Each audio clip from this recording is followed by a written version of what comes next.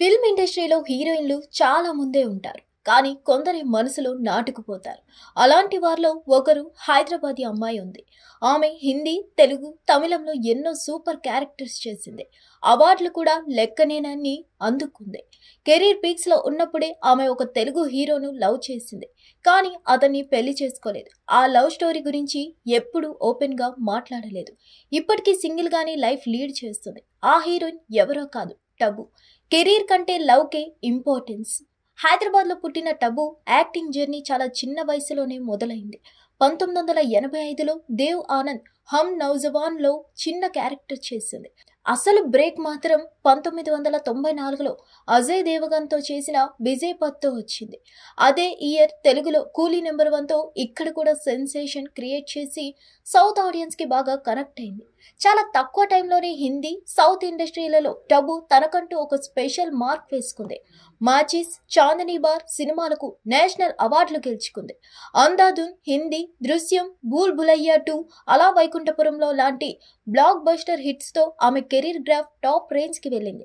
అయితే career peaks లో ఉన్నప్పుడే టబు ప్రేమ కోసం షాకింగ్ డెసిషన్ తీసుకుంది.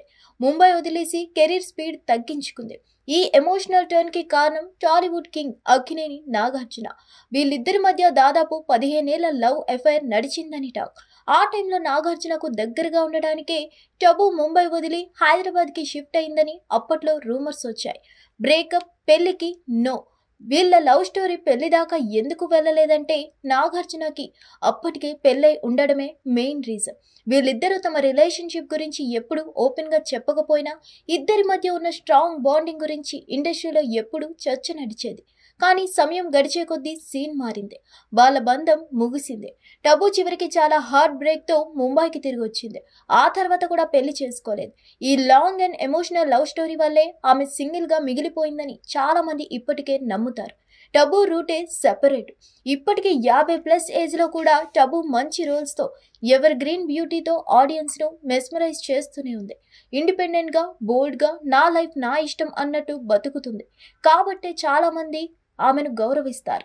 గతంలో సంజయ్ కపూర్, సాజిద్ నదియాద్వాలా లాంటి సెలబ్రిటీలతోనూ టబు అఫైర్స్ నడిపించిందని టాక్.